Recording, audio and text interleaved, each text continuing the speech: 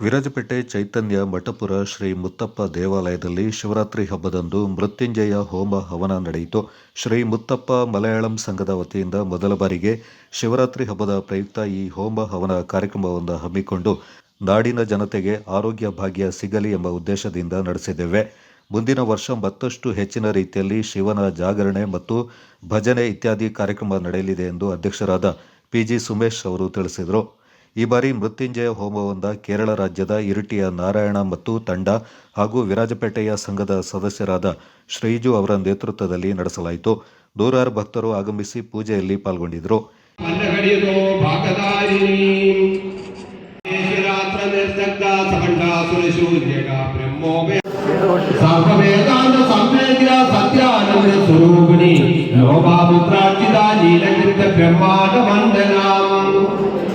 त्रिमूर्ति प्रदेश्वरी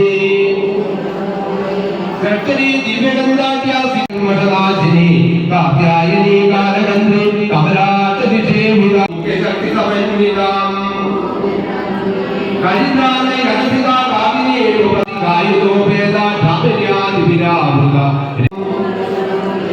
पुण्यकीर्ति पुण्यलभ्य पुण्यश्रवणकीर्तना विलोमना ऊर्ध्वरूपिणी